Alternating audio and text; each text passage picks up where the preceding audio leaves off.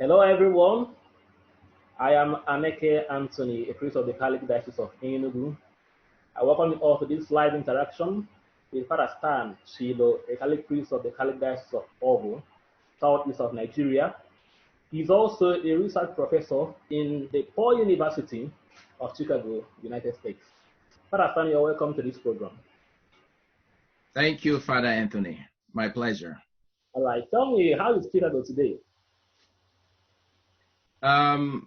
Chicago is good. Today is actually the National Day of Canada, where I have spent most of my time abroad.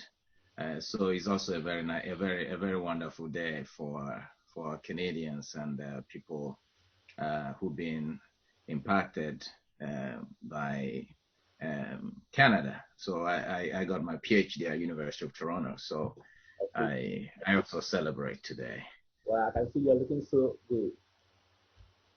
Thank you. All right. Father, you wrote a series of articles on racism, on the sufferings of the Black people. And the second article which you wrote, which was a follow-up of the first, was captioned Racism, the Church, and Healing of the Broken World. And I did remember also that the thrust of the article is that the Catholic Church over the years has been tainted with what you call the identity politics of power and privilege for white people. Understand, what do you mean by identity politics of power in the church? Yeah, thank you. That's a very nice question. I like to say three things. First is, what do we mean by identity and what do we mean by politics? When we talk about identity, we are referring to who I am and who I am not. Every identity in itself excludes some other reality. Just by that, that's why it's an identity. But like Amartya Sen, who won the 1998 Nobel Peace Prize, he wrote a book, Identity and Violence. He says, in the world today, we can no longer think of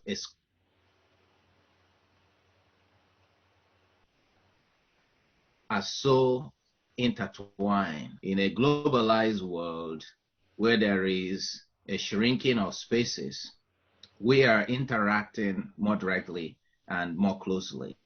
I mean, look at COVID-19 that started in Wuhan, China. So, I mean, there are still some people here in the United States, like the president here, who, in the midst of, this disaster that is becoming really a big problem here in the United States that is running out of control, then tries to use identity politics to just think, oh, it's China. The problem is China. Now, the scholar Sigmund Bauman wrote a book, and he's developed a lot of this, what he calls liquid modernity. So liquid, identity today is so. However, we cannot deny the fact that we have a problem of identity politics. And now, the second point being that for me, the vision with which I look and interpret identity and the politics within it that I will mention is the vision of Pentecost when contrasted with the Tower of Babel. At the Tower of Babel, they became confused. Everything couldn't work anymore. They became divided. They started fighting each other. Suddenly, they realized that their selfishness, their pride, their desire to build a world of their own outside of God's world plan, let us become like God. They their humanity, absolutized their decay. Everything, the identities were meshed. It was a melting pot. They spoke different languages. They came from all the parts of the earth. This, for me, vision of a true identity. And this identity is not something that we manufacture, by the way. This diversity is at the heart of our God. You know the word Trinity. The theological term is perichoresis. So it's a network. God the Father, the Son, the Holy Spirit. They are diverse, but they are together. So the question is, where does then politics come into this? It is there to think that because I am an Igbo in the settlement of the division of the national cake in Nigeria, this is where it comes. Someone like Buhari, what does he do? He's an Islamic supremacist, and Nigeria is all about creating some kind of eschatology, this wonderful world for the North. The directors of the armed forces, the head of everything is in the North, but it helped the North. The North is a vast sea of human suffering, a very expanding graveyard of deaths and decay, frustration and ignorance that is even getting worse under Buhari. And so when we talk about identity politics, you can use the case of Buhari to see what I mean, wherein these diversities that we have, Igbos and the Yorubas never fought in this way until when it comes to dividing the national cake. So is this kind of politics of the stomach that I'm concerned with, at the political level, wherein we exploit these our identities rather than bring them together, rather than see the dignity of differences, rather see how they can come to rest, to marginalize people, and to then create what you might call the in-group and the out-group. A reference group becomes just my own particular narrow understanding. In the church, this has become also part of the problem because it's a historical subject. What happens in the world is also what is happening in the church. We are still constantly moving towards redemption. An example I give to you is at the Synod on the Family in 2014. The issue that came up during the Synod was about family. The African bishops in Rome, when we are talking about family, we are not concerned about sex marriage or gay rights. This is not the concern of our people. And they wanted to bring this up during the conversation. I know this because I was among those who drafted the African response to the Instrumentum Laboris, which was so hard in Côte d'Ivoire, Abidjan, in 2015, to draft this document. African bishops wanted to emphasize this. What happened? Cardinal Walter Kasper, whom I respect, who's done a lot of work for ecumenism, was so frustrated. And then he said, Africans cannot teach us what to do.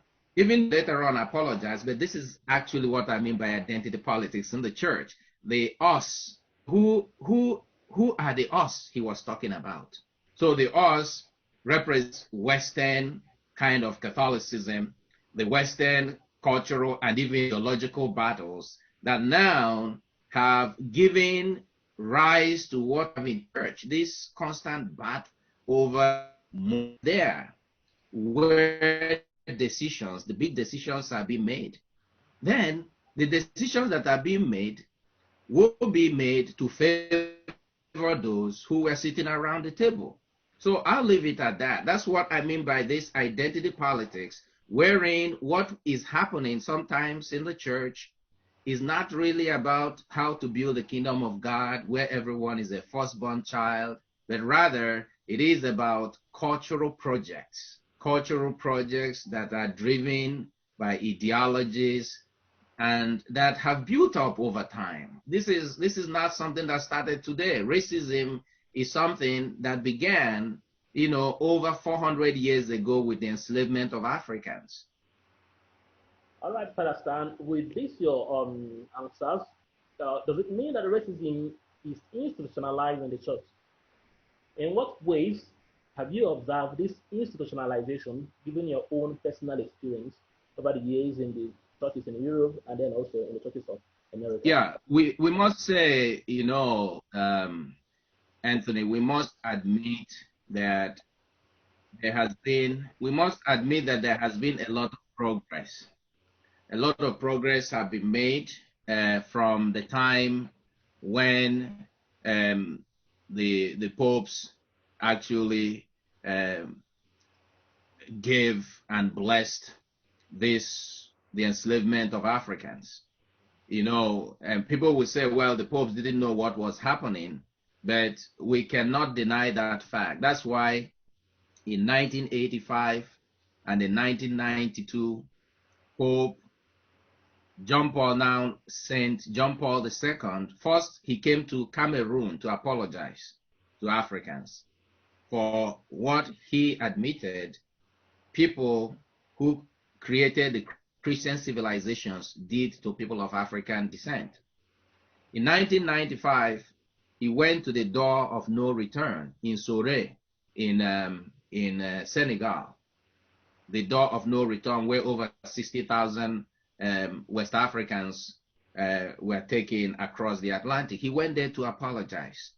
So what I'm saying is that then on Ash Wednesday in the year 2000, the Pope also apologized. And he invited the church and the world to a purification of memory. A purification of memory. Because this purification is needed as a way of trying to find healing, trying to find restorative justice. Many people have talked about reparation and truth-telling. These are some of the things out there on the table. So the institutionalization of racism, again, John Paul II, I like his work, Solicitudo Rei Socialis, where he talks about social sin. It's not like when people plan the genocide in Rwanda, they didn't have to come for a synod to say, okay, let's go and start killing each other. So institutionalization is really, to use John Paul II's words, what you call social sins. Individuals who are driven by a false sense of narrative, false social ethical framework, they begin to act in a bad way. Now, these individuals over time influence other people's way of thinking, either by their writings or by their conduct. Over time, this becomes what? A social evil. So this is what I mean by institutionalization of racism in the church and in our society. And that institutionalization is a result of what many people call white supremacy. We saw it very clearly in South Africa. If you want to see how this really happens, because when we talk about things happening here, majority of our people have not traveled outside Nigeria. So they might not fully understand. But you understand, in South Africa, in 1948, at a time when the United Nations had established the Universal Declaration of Human Rights, freedom of movement, freedom of association, freedom of speech. It was at the same time that the Nationalist Party in South Africa was institutionalizing racism as official policy. So this is the problem, that individual behavior that is rooted in this white supremacy. I don't like to generalize, but this color is not often seen in your interaction with many white people as, a value. Really, it's a value, but value that is determined by the way they think or the way they perceive that value. So this is what happens. I was giving a public lecture, just to give you a typical example. 2 years ago, I was at the Urban University to give the annual lecture. And the issue that came up after my lecture, which was well received, you had a lot of high-ranking Vatican officials, cardinals, and professors. They were there. So the moderator, when the conversation came about celibacy and same-sex marriage and all that, and I was trying to show that, celibacy and clerical sexual abuse, sorry. And I was trying to say, people do not, priests who are committing this scandalous evil, they are not doing that because they are celibates. Because you have parents, fathers who abuse their children. You have priests in other churches who abuse, like, some few of the Catholic priests that are involved in this, who are committing pedophilia, right? Now, this was the question. This guy veers off from what I was saying to say, you know what, you Africans, you have problem. Africa is filled with problems. So you guys, cannot even live celibacy because Africa is still practicing polygamy. And I said, have you been there? Have you done some empirical research about what you were saying? What was the point? He didn't want me to make my point because, well, there is already an understanding. You guys have problems. You are poor. You practice superstition. You practice polygamy and all that. So this is really, when I talk about institutionalization, that the voice of blacks, our voices are not yet there in shaping this vision of the church that is after the mind of Jesus. The church, actually not the church that we want, but the church that he wants. It is a church where everyone is a firstborn son or daughter of God, where every culture mediates something of this heavenly reality that is embedded in our human cultures, in its imperfections. This is what I mean, that we must expand the space where being a black person does not mean that as a black cardinal, I have to prove myself to any person. That making an African a cardinal should no longer become news. That Italy alone has more cardinals than the whole of Africa. So you see what I'm saying? That we are not there. We are not sitting at the table. And so what our bishops and priests and religious congregations are trying to do, where that the Catholic Church is growing fastest here in the continent of Africa. At the same time, people whose population of Catholicism is graying are the ones who are calling the shots.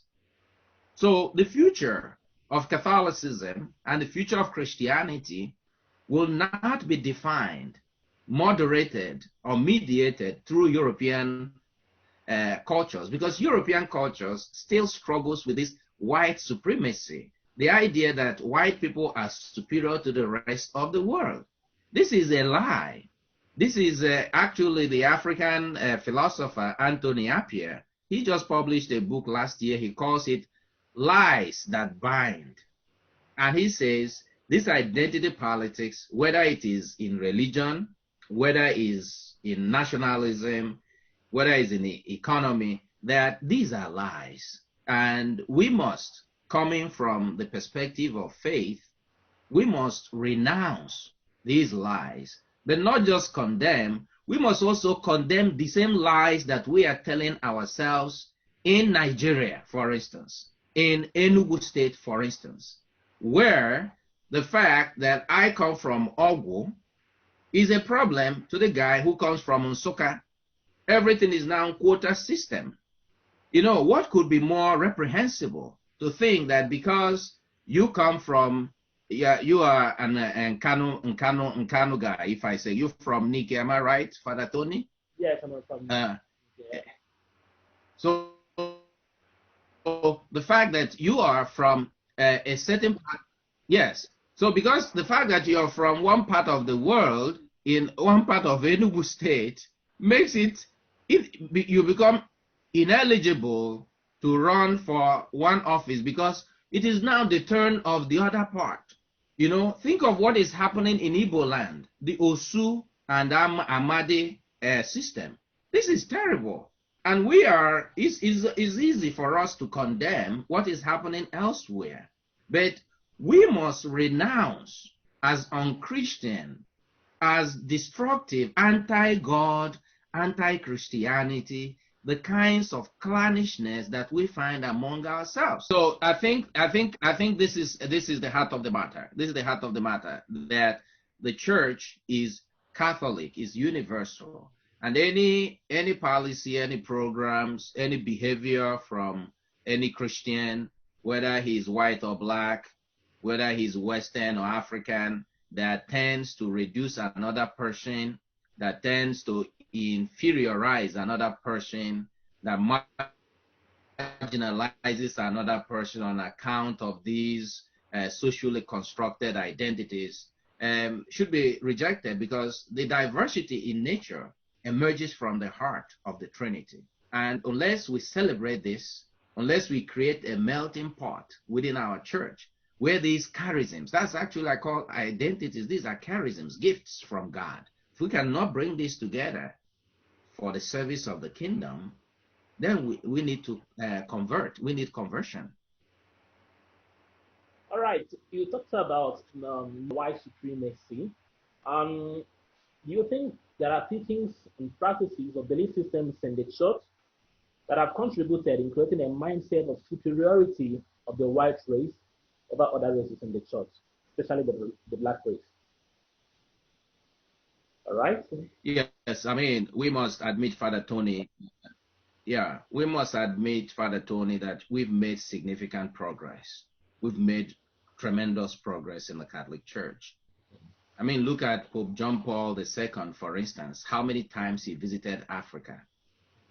How many of our people were made blessed and saints. You see what I mean? In the past, it was not possible for any of us to be baptized with our tribal names. So we have to have two names. So we call it baptismal name, and then you have your ethnic names. Why? That tells you the crisis of identity that we have, that we are not yet at home with our membership in this church. So you remember the prayers we normally said. I don't know if you guys still practice, go to block rosary. Ekpele maka ntọgha nke Africa. Yes, that prayer was written towards the end of the slave trade by the propaganda fide, and it had an indulgence attached to it for those who say it, which went like something: let us pray for the miserable peoples of Ethiopia, that God may free them from the curse. And what curse? The curse of Ham, and bring them the salvation of Christ our Lord. And that's why when we say that prayer, you remember, it says, na wagali n'ugboko, ebefa ga-efu ebe. So really, is this kind of beliefs, I did mention the aspect in my essay, John Calvin, the Institute of Christian Faith. He said there are two questions everyone must answer, every Christian. Who is God and who am I? If you get the first question wrong, if you don't know who God is, you won't know who you are. And I think that that's the heart of the problem. That even today, when I come home with white people, it is like a big news. People are thinking that maybe God, I heard sometime, I remember that the first time I came home with some Europeans in my village, the little boys, I can't forget that, said, Chukwu abia na banyo, Chukwu abia na banyo. It's like the images they see of God is white. Look at the cross anywhere. Look at the design of God. This is particularly problematic in West Africa, especially in Nigeria. We've not started to think that the most decisive formation of children happens in the first 5 years. And if you ask any child, I will guess that I have done this several times, to ask kids to draw God in Enugu. Most of those kids will paint a white God. You can do that. I mean, I challenge choice flame. Hence, the idea will be St. Francis, St. Anthony, St. Stanislaus. So is this idea that the best things happen through white people embody the virtues par excellence. So if someone is behaving well, in Emeka onye ọcha. So this is also the thing that this is the point I am trying to make here, that these frames have been created, and is problematic if people are growing up thinking of God and thinking of Christianity in these cultural frames, and I mean as white frames. And so someone once asked, if Jesus were portrayed as an African, and this is what some of us are doing in theology, looking at Jesus as Christ in this understanding as you know, Pantocrator. He's for everyone. You know, how can we think of God today in a way that this God is not simply our own cultural imagination, is not our own cultural creation? God is revealed, but God's revelation, like Thomas Aquinas says very well in his Summa Theologica, the first question in the Summa, in the Prima Pars, is Sacra Doctrina.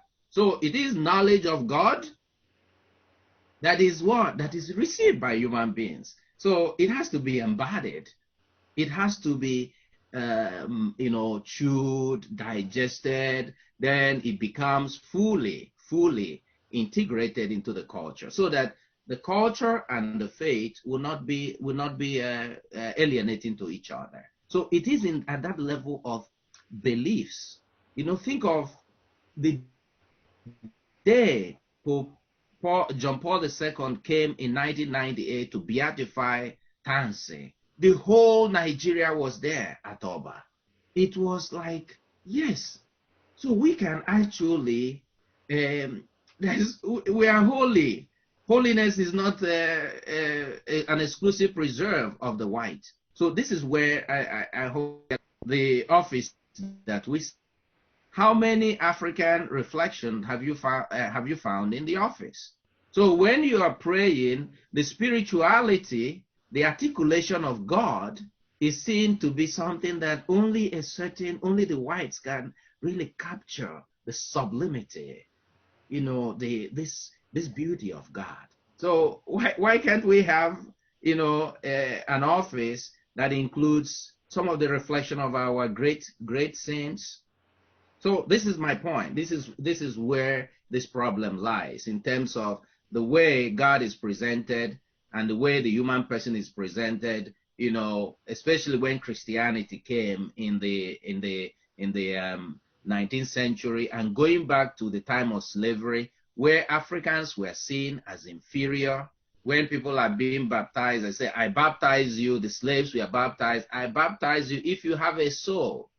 You know, this is a big problem. And some people have not yet overcome in the West this thinking that, look, the time of Africa has come. You know, I was so happy, you know, when I graduated at the university in Toronto, when I got my license, and I was the last in the line. I said, no, is this by alphabetical order or not? They said, no. The best result, the best graduating student comes last. In front of me were many white people. And I said, oh, look, these guys are not better. And we should know this. They're not better in intellect. They're not better in spirituality. They're not better in organization. our problem in Nigeria and in Africa is that we have no historical, our historical consciousness is very, very, I don't know, is very uncritical. And secondly, we don't appreciate ourselves. And so we keep on fighting each other. So we should celebrate this faith that we have received and be courageous to tell our own stories. And that story, the world needs that story, because unless that story is told, we are incomplete. All right, Father. But after that, you can see the church talks about enculturation. Okay. So, I mean, how do you assess that over those years? Has any enculturation that with these issues you're raising? Yes, thank you very much, Father Anthony. The question of enculturation is a very important one. And again, I like to be very positive that a lot of progress has been made in the attempt to do enculturation in Africa. The problem, I think, with enculturation is with the framework. You know, if you do not have the right theoretical and conceptual framework when you're doing a research, your research will flounder. You know, if you put the wrong address in your GPS, you will go to the wrong destination. Enculturation started with the idea that, yes, it is faith and culture. So the church will come into a culture and then see what is good in that culture and take it, and then what is bad in the culture and help to purify it. But then the church forgot that also the gospel message that the church is bringing has also been received in a cultural vessel. So, you know, the gospel is not an essentialized package, even though in our church we call it the deposit of faith. So it's a deposit then that you bring to this culture, and the culture receives it. But this is where the problem lies. The church is a cultural subject.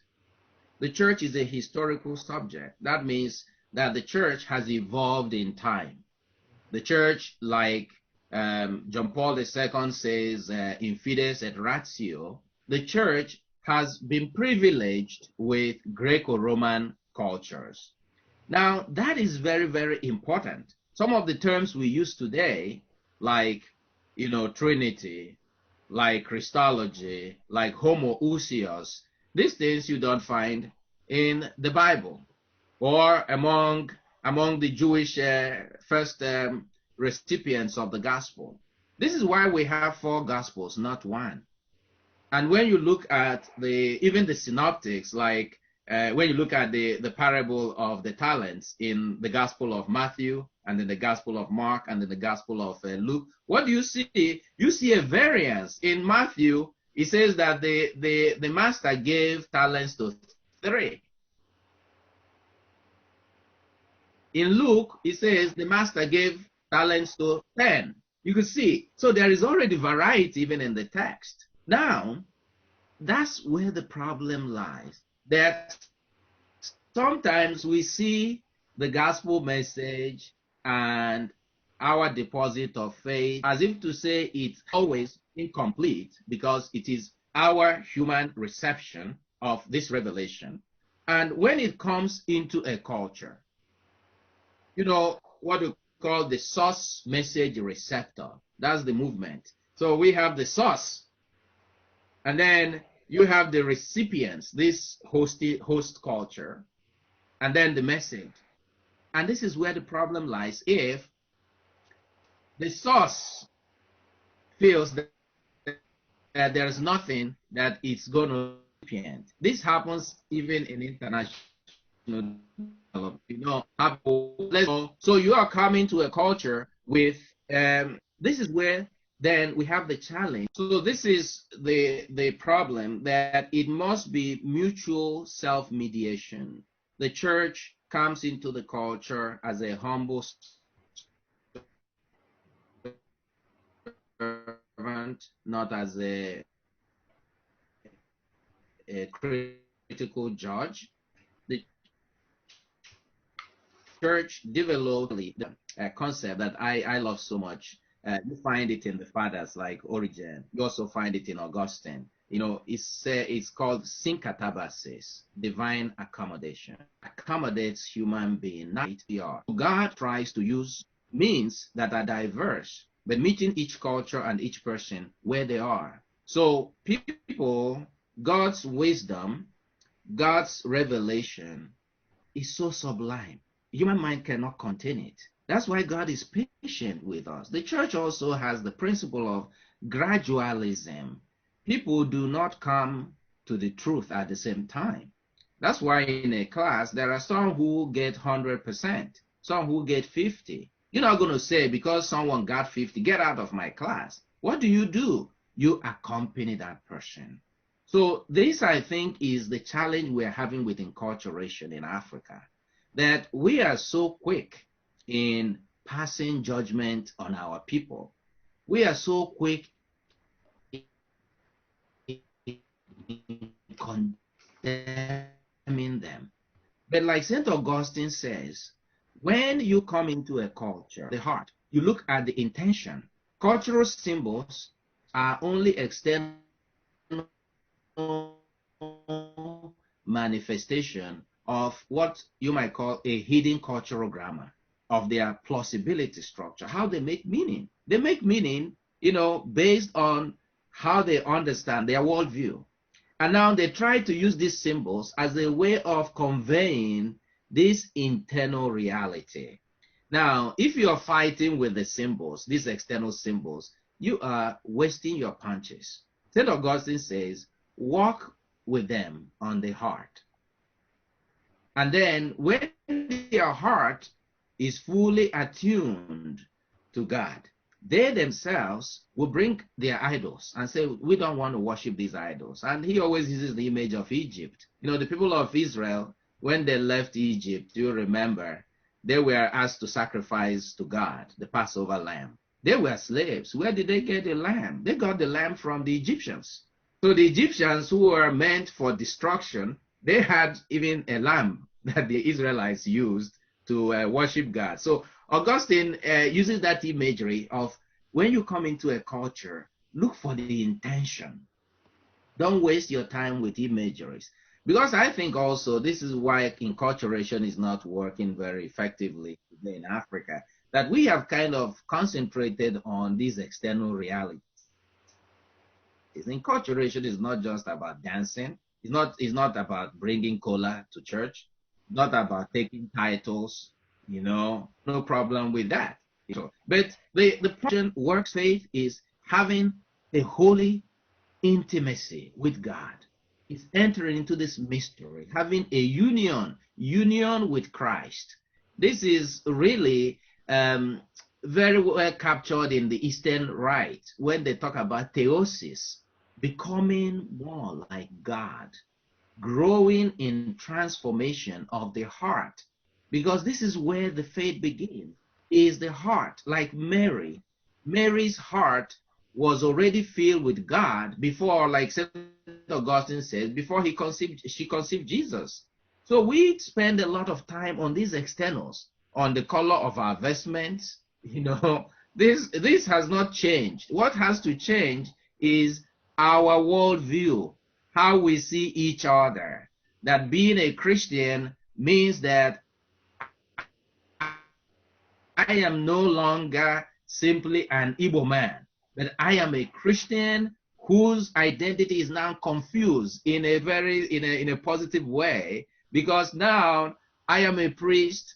I am studying about God, reading the Bible, so I can relate with a white person, because now what is the basis of that relationship is our life in Christ. Life in Christ, life of Christ, life with Christ, and life for my culture becomes what? It becomes just the vessel, but then the vessel can die. The life of God is me with God. This is what enculturation is part of the problem, of enculturation, is again going back to the drawing board. All right, Prof. In that essay, I saw a very beautiful quote, and I just want to just quote it the way it is. You said the credibility of the Catholic Church in the wounded and broken world today will be determined by how she speaks to the things of the world today. Then, to live up to this expectation, you called for a structural and institutional reforms in the modern church. To understand, what form or shape will you recommend that these reforms take? There, you have to go back to the intention. What is God's intention for the church? Again, I go back to this because in my studies and in my work, in the debates I've been involved with, at the highest level in the church, I think sometimes we are asking the wrong questions and we are wasting our time, doing, dissipating energy on questions that are not really relevant to the ultimate goal of the moral demand. So the first thing to find out is, what is God's intention for the church? Now, if Congar is the one that makes the distinction in true and false reform, the idea of form and structure. You can use Aristotelian metaphysics to understand this is a very simple philosophical principle. The form is the essence of a thing, is what makes it what it is the quiddity. Now, the structures are what? Are ways in which these forms appear historically. Also, in this structure, these are changeable. That means the structures can change, but the form cannot change. If the form changes, it's no longer what it is. So in reforming the church, we are looking not at the form. We are looking at the institutions that came as a result of our human desire to live this faith, our human desire to be faithful to what the Lord sent us out here to do. And sometimes, these structures and institutions and systems, they have helped us. That's why the Catholic Church is the biggest and strongest religious organization in the world, because it has a firm structure, because it is solid. It is not wishy-washy. This is the bastion of faith that the world looks up to. When the Pope speaks, the world listens because he represents something greater than any other religious leader. And I'm not being triumphalistic about Catholicism. This is what it is. Mentioning reality is not trying to, whatever sentiment you have about this is the reality, So the reform then is, how can these institutions work better so that they are not absolutized? This is what Conga says. The Pope calls clericalism, for instance, a leprosy. So you have leaders in our church who are not accountable to the people. You have leaders in our church who are not open to dialogue.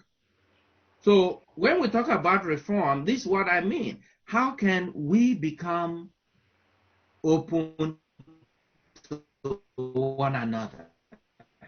The image I like to use about reform is the image actually developed by St. Ambrose of Milan, in a book on friendship in the ministry.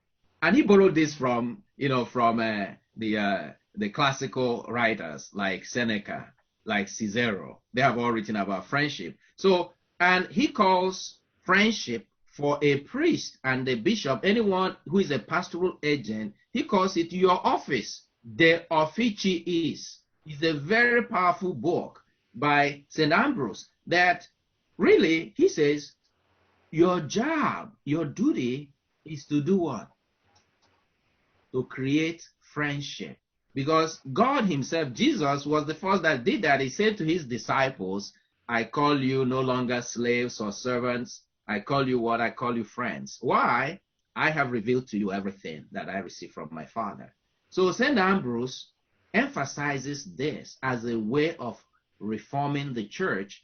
That is transparency, openness, treating everyone with respect, listening to the other. And, like the classical definition of friendship, your friend is your other self. Now, if we make our institutions to serve the cause of creating friends of God and friends of one another, then we must have succeeded in making these institutions become what? Become a means of realizing God's intention of making us one family. Second point, when it comes to reform, is for us to understand that we live in an imperfect world. This is why every day we must confess our sins. Anyone who is serious with his or her spiritual life, then you cannot make the same mistake you made yesterday today, right? Because then you cannot live in sin. You cannot replicate and continue to perpetuate a false thing that you are doing. St. Augustine, who I like to quote often, says that the root of sin is what? Selfishness and pride of self. These two Jesus conquered. How did Jesus conquer selfishness? Well, he died on the cross. How did he conquer pride? Well, though he was human, though he was divine, he made himself human. The kenosis. He became like us. He entered into the chaos of our human life. He came into this dump that is our human history. And in doing that, he identified with us in all things but sin. And then he became, as von Balthasar reminds us, he became the most beautiful reality, even though we look at the cross with the pain and brokenness, because that tells us the excess of humanity, the limit beyond which our human violence and evil cannot go. And he rose again. This, I think, is what our reform should look like. It should become cruciformic, not simply Christocentric or Christological. It should become cruciformic. That I, as a priest, why am I a priest? To serve, to the extent that I carry the pain of my people. That's what you call the scapegoat. Isn't it what you call the scapegoat? Like the goat upon him is laid the burden of all. So we priests or bishops, we are not masters. So if we follow this idea of friendship, our institutions will no longer become what? Become like institutions of power. Conga calls it hierarchy of service, not hierarchy of power. Pope Francis calls it an invitation to a call that we can gaze on in all these exclusionary, socially constructed hierarchies of power and privilege. This is what it does. It's to tell us that we are different from each other. That you're being different from me, whether it's by virtue of age or by virtue of economics or wealth. Any of these things, they will all pass away. They will all pass away. So I like to use an analogy to make this point finally. And this analogy I find very, very fascinating from Augustine. All right. Augustine's biggest book is his Enarraciones in Salmos, his commentary on the Psalms. Is bigger than the Bible. And I think, people should read it, have the patience to read it. But we are more concerned, in studying Augustine's work more with Dei or the Doctrina Christiana, the Magistro, some of these books containing his anti. But when you read, there is a section where he comments about the fight between Goliath and David. You remember that fight? Goliath, this big macho man who was so fearsome, and Saul now wanted David to meet Goliath. What did Saul do? He tried to put all the armor on Goliath. David. You remember that story, so that he can go and fight. But David could not walk. The armor was too heavy, and he said, remove this. I cannot walk. The Lord my God will fight for me. So he removed all those things, and he went, and this great giant with all the appurtenances and paraphernalia of power and glamour and fearsomeness, he fell to the sling from this little boy. And Augustine says, when we put all these dead woods around us in the church, we cannot walk. So our institutions shouldn't become dead woods that will make us not walk, because then we cannot win the battle. If we kind of become all these political, economic, we become influential because we are building institutions, building houses, and this is where we need to start building today. We need to start building the heart, and that's how the culture changes. And then when the culture changes, we have the basis for a better church, a better society, and a better world. All right, thank you so much, Father. In relationship with Christian faith, how do you think Africans can contribute in redesigning and shaping the education and socialization of Africa? Yeah, I think education is key, and I do not see education simply as what happens only at school or in the university or formal education, generally speaking. You know that religious education for the Catholic Church is about the environment of faith. When we think about religious catechesis, what you teach, what is in the curriculum. No, religious education is actually a way of life, because modeling is central to, at the core of our formation is modeling. That is why the saints are the best teachers of the faith, because their lives actually become an exegesis of our beliefs. So their lives are so compelling. So that's the first point to understand, is the environment, the kind of family environment that we have created. When people walk into your office as a priest, you are teaching, is a teachable moment. How do they, just the way you welcome them. And again, I like to, because I'm an Augustinian, I've studied a lot of him.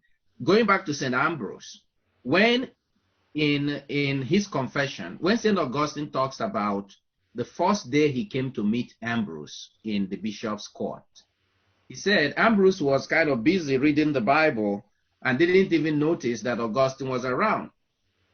He knew Augustine was a bad guy in town, by the way, right? Now, then he lifts up his eyes and he sees Augustine. Augustine writes in the confession, "The man of God looked at me with so much love. I began to love him even before we could get into a conversation, because this was a man who received me as a friend." Think of that, Father Anthony. So this is a bad guy. And that's how Ambrose began the process that led to the conversion of Augustine. Just the way the man of God, Augustine says, received me. He didn't condemn him. He didn't judge him. I don't know, many of us, including myself, when people come into your office, "Why are you here? What are you looking for? Today is not office day." Like all of us, we are guilty, but just that welcoming is a teachable moment. Secondly, Augustine saw him reading the Bible and was wondering, what is it about this text that enraptured this man so much so that he couldn't even notice what was around him? The way you read your Bible, the way you say your prayers, the way you conduct your affairs with honor. These are all teachable moments that we are losing.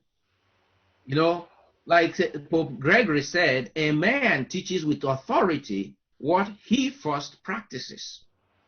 When conscience becomes an obstacle to word, what is taught becomes too difficult to understand.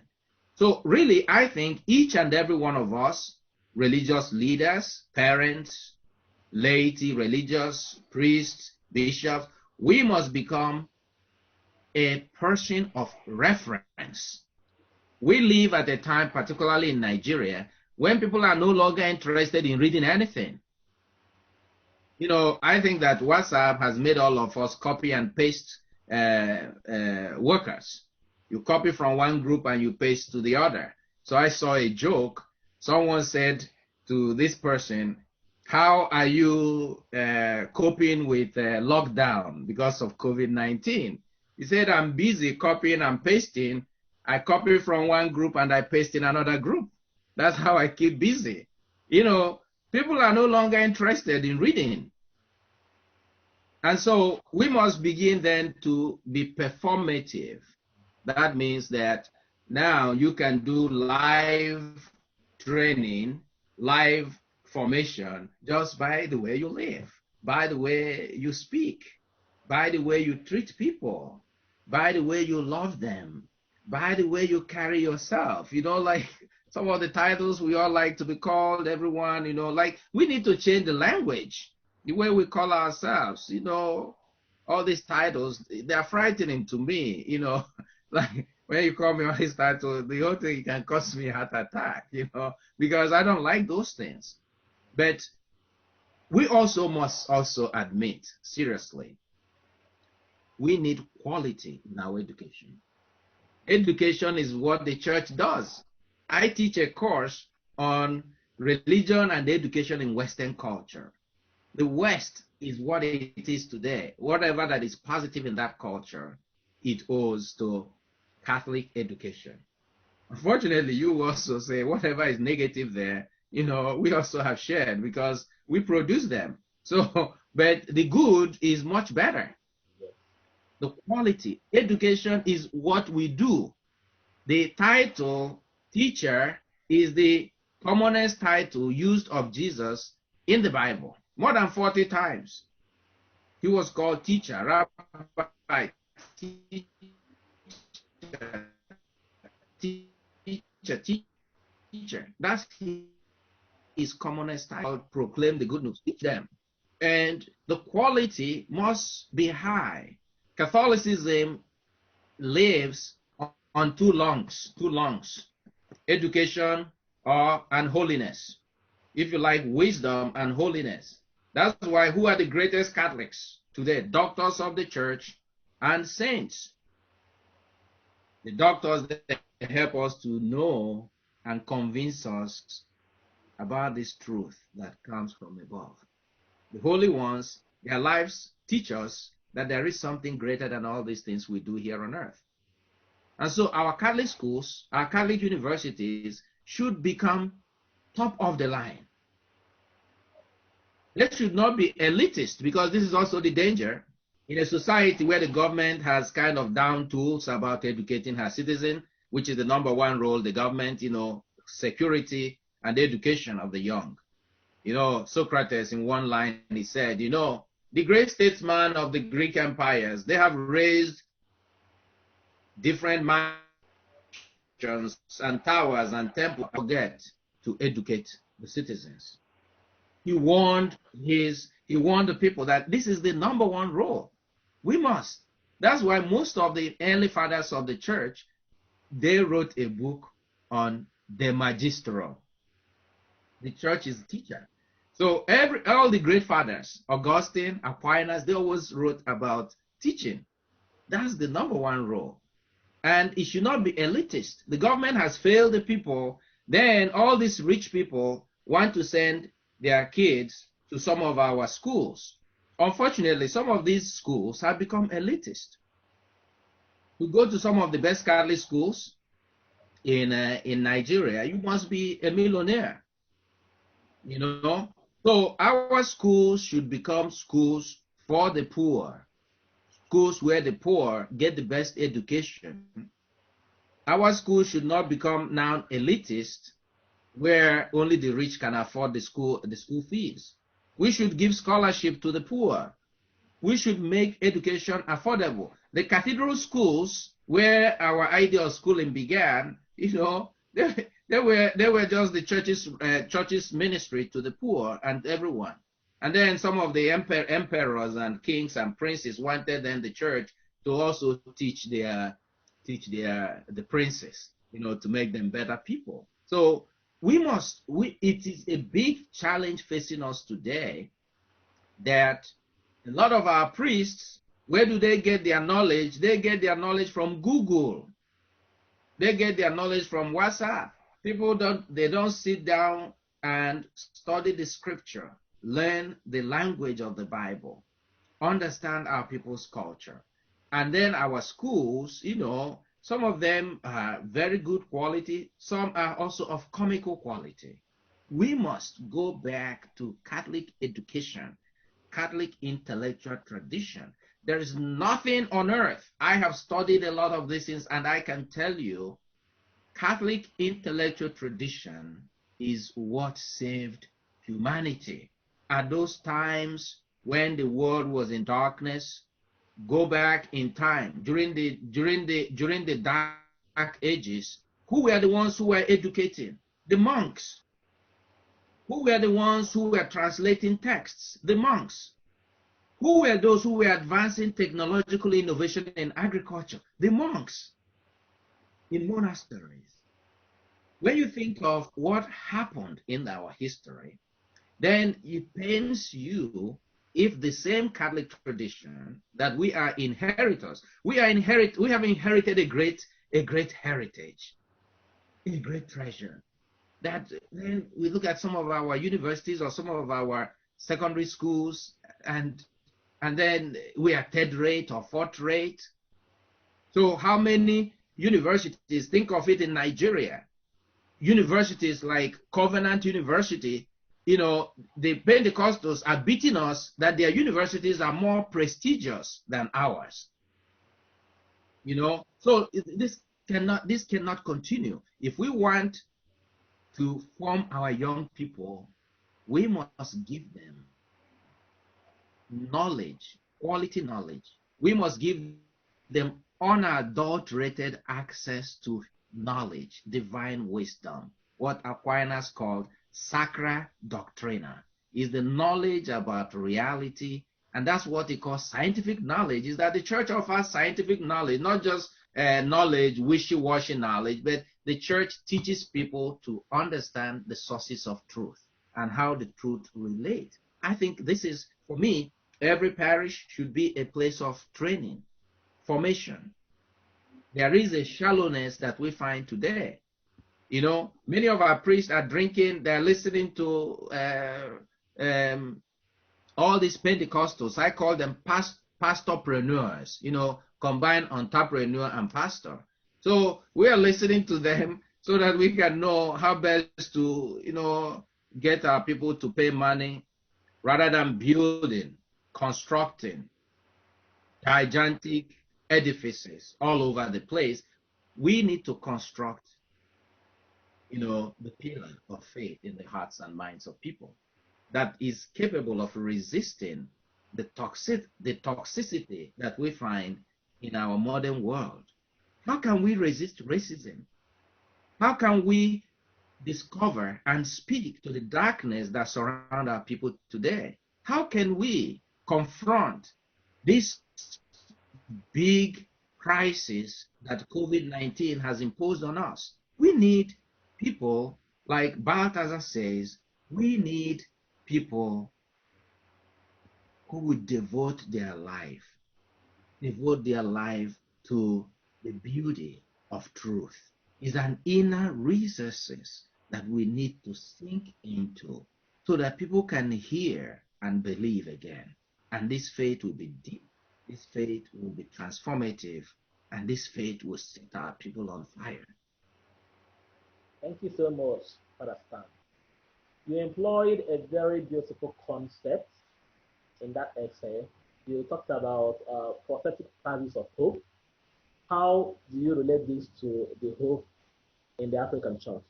Yeah, hope, Father Anthony, that's a very beautiful, nice question. Hope is a gift from God, right? Hope is Jesus Christ. He is the principle of hope because on Calvary, he showed us the path that hope opens, that justice, that suffering, that pain, all these things in themselves cannot have, evil cannot have the last say.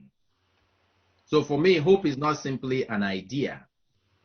Desmond Tutu made a distinction between hope and optimism. Optimism, well, if I'm a millionaire, if I have $1 million here, somewhere here in Chicago, then I'll be optimistic that I can help to finish the church that they are building in my village in Adwachi. The people are paying a lot. So I'll be saying, yeah, I said, no more second collection. Optimism is built on what we human beings have. Hope is built on what God gives us. Like the book of Hebrews,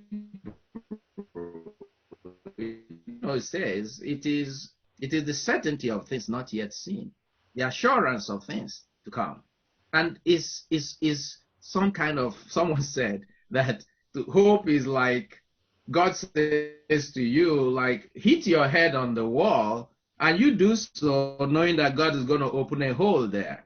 Somehow, it's somehow blind, but at the same time, and this is the juncture between what God will do and what we human beings ought to do.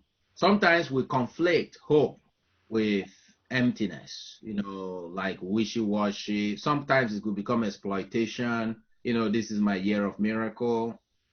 God is on the throne. God will take care of it. These are empty things sometimes we say in order to shirk our responsibility. So someone comes to you needing help. You say, well, I'll pray God is going to take care of you. St. James says, no. You see a poor person, you say, well, God bless you. Have a wonderful day. And it is at this point that we need to construct hope. We need to, God didn't stay in heaven and say, okay, the world will be okay. Jesus came to construct it. The doing. And that's why, when we had the Pan-African Catholic Theological Congress, that based on the letter that Pope Francis sent to the bishops of Africa, that's why we chose doing the works of God as the theme, because Pope Francis had emphasized to the African bishops the need for missionary conversion, but also working. I underlined that once I got the text, working to bring about the mission of God. Now, this is the heart of the matter. What God will do is already assured. We live in the realm of salvation and liberation. Lastly, you were the convener of the Pan-African Congress on Theology, Society, and Pastoral Life at Brigham Memorial Seminary. Yeah, we're getting to the, yeah, that's okay. So it was a very wonderful conference. To what extent do you think that the conversations and proceedings of that Congress will contribute in setting a new course of hope for the African church? Yeah, thank you, Father Anthony, for this question and for remembering that Congress. We always have to be humble in our expectations about anything that we do here.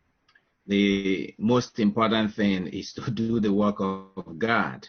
In terms of what happens as a result of our human effort, it is always in the hand of Almighty God. Now, as human beings, now when the bishops, the bishops of Africa asked us to organize this, the goal is that after 50 years of the establishment of this umbrella conference of bishops, and 25 years after the first African Synod, and 10 years after the second African Synod, we should be able to say this is what has been accomplished in terms of our theological development, in terms of our pastoral programs, and in terms of our engagement with the African public life society in general. So I think that those who participated in that Congress, particularly I was moved by the seminarians, the way they were deeply inspired to hope for a brighter and better future for the church in our continent, as well as the universal church. Because sometimes we beat ourselves too much. We're too critical of ourselves, which is also a good thing. But like St. Thomas Aquinas always talks about anger. Like we think that anger is a bad thing, but in Aquinas, there's also different ways in which we can turn our anger, our dissatisfaction into doing the work of God. So we beat ourselves often because we want success and we want it now. We want the best for the church. We want the best for our society. But we also forget that we have to grow.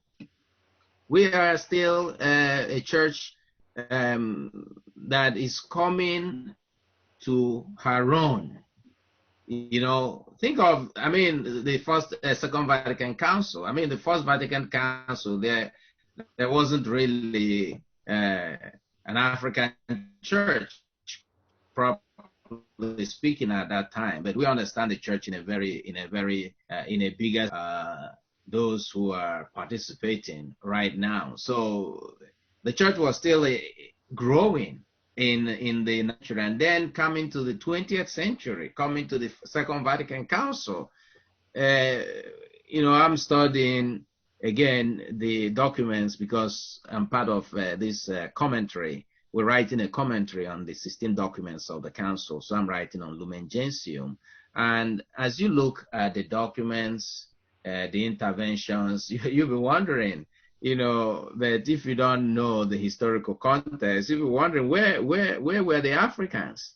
But so this is a church still coming to its own, and coming to its own with all the painful birth pangs of birth and renewal.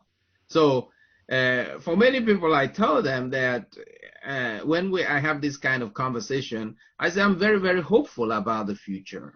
After the Congress, I'm very hopeful because, I see in the eyes of these seminarians the fire that Pope Francis writes about in the post-apostolic synodal exaltation, Christus Vivit, when he talks about, I think in number 36, dare to be different.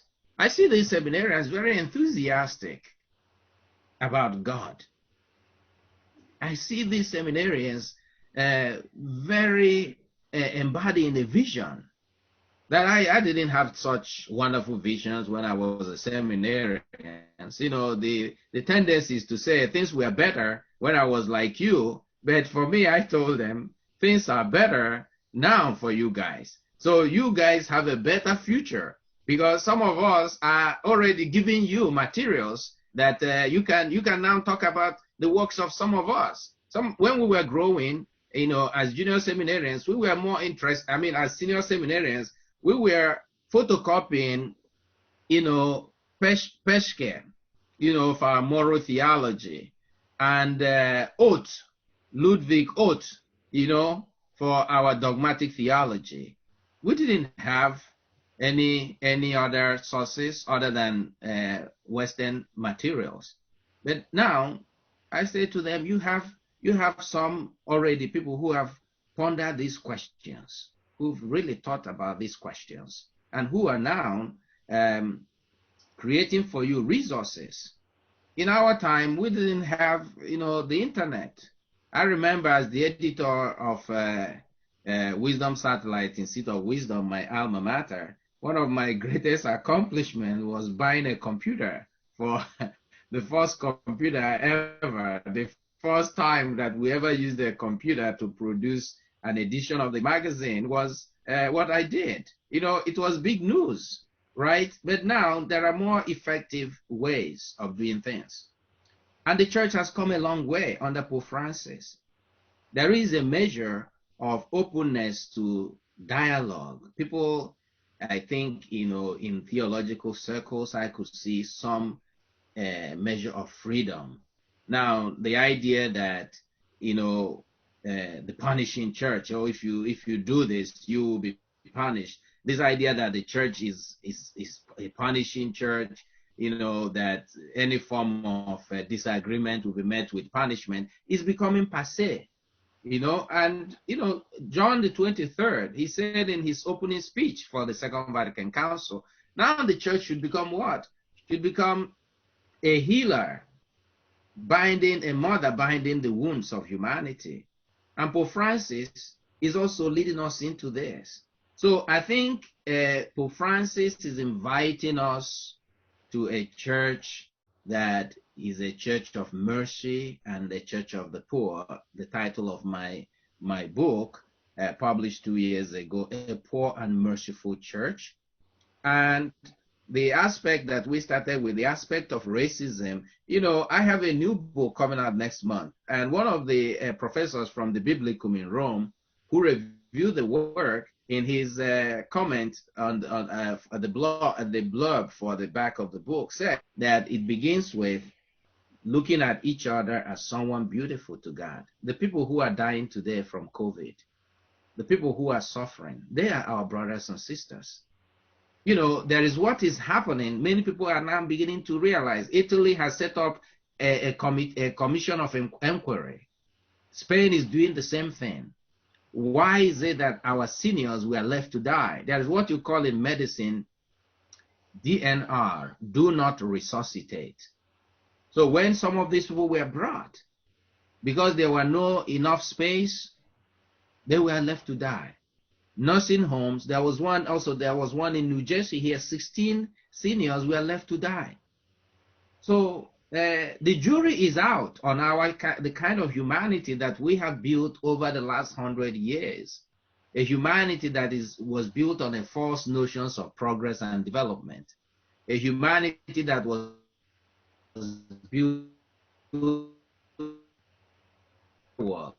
What we have created is a world of sickness, a world of poverty, starvation, a world of racism, all kinds of, you know, the world is getting, this is not the best possible world. So I think the Congress, we didn't see COVID-19 coming, but we were already looking at what will hope look like for Africa through our agency.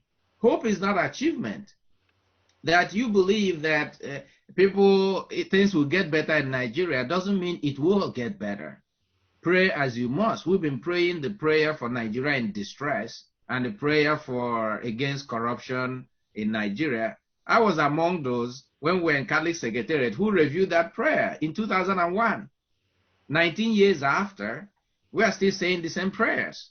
So can't we then ask ourselves, why is it that God is not answering our prayers? Maybe God is telling us, you guys are disturbing me, you know, go and do what you're praying. You know, it's not enough to pray, but it's the doing. That's what the Congress achieved. And we just finished editing the collection, 3 volumes, over 820 pages.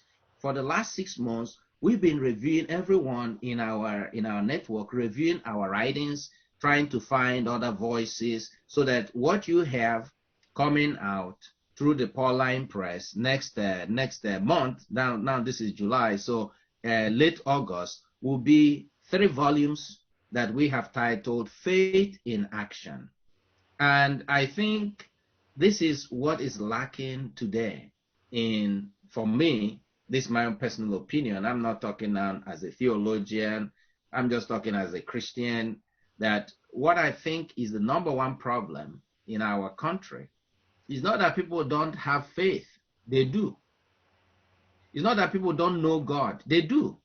Our people know God. I've traveled to 15 African countries, and I don't think there is any country that I have seen this religious ferment, this religious flavor as in Nigeria. Our people are serious really about these things. Religion is serious for Nigerians.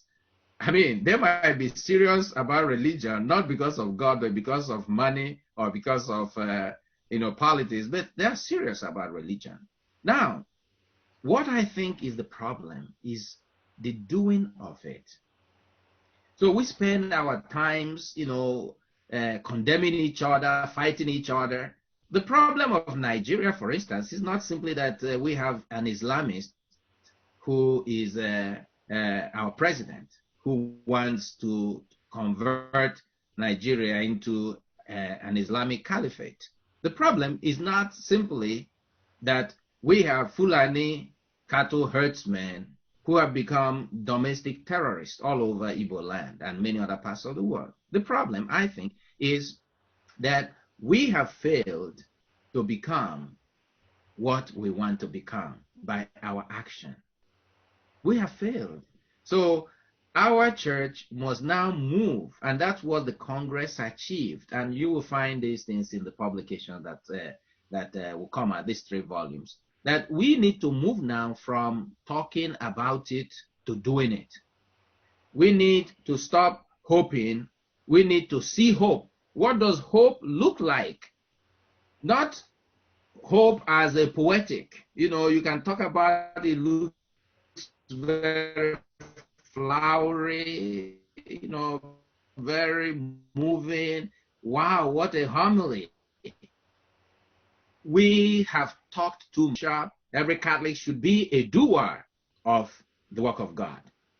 Your lifestyle should become the gospel. And then the Catholic community in Nigeria, for instance, becomes what? A concrete, practical, active, dynamic, transformative presence wherever it is found. They say, no, he's Catholic. Don't take this bribe to him. He's not going to accept it. That is doing God's work. Look, he's Catholic. He doesn't do all these ethnic, clannish things. He just looks at what is right. That's what we are looking for today. He's a Catholic priest. I am safe. I can trust him. He's a Catholic bishop. I can give our money to him, and I know he will put it in the right place. That's what we need today. And we better be serious about this, because the world of COVID-19 has upended everything. So we need big thinking to understand what is going on in the world. But we also need bold action. And this must lift our people up. There are many people who are dying in our country. And everywhere I go, here in Chicago, who are the ones who are dying from COVID-19? 73% of them are Black people. In the United Kingdom, who are the ones who are dying from COVID-19? Again, 70% of them are Black people. This is not correct. And we cannot sit down just talking and praying, while the world is moving on. And I mean, I'm a Catholic priest, and I'm proud to be one. And so often I speak from this perspective. If there is any institution that will save our people in Nigeria today, and more specifically in Igbo land, is the Catholic Church. We got the credibility. Again, I say, we have a huge heritage that other religious institutions don't have. We have longevity, so we can draw from this treasure of the things that worked for people before. And so this is for me what has been accomplished through this Congress. That is the doing, and how to do it, why we should do it, and the resources we need to do the work of God in Africa. All right, Father Stan, thank you so much for granting us this live into this section, irrespective of your busy schedules. So I appreciate that so much. Thank you so much. And we look forward for your new book next month. And we also look forward to see you soon. here in Nigeria, perhaps for another Pan-African Congress. Thank you so much, Father Anthony, for your good work. You're doing great work here at the Choice Flame. This is beautiful. Keep up the good work. All right. Thank you so much, Father. Thank you very much, and God bless you. And pray for me, and let us all pray for one another. Yes. Thank you so much. Okay. You're welcome. All right.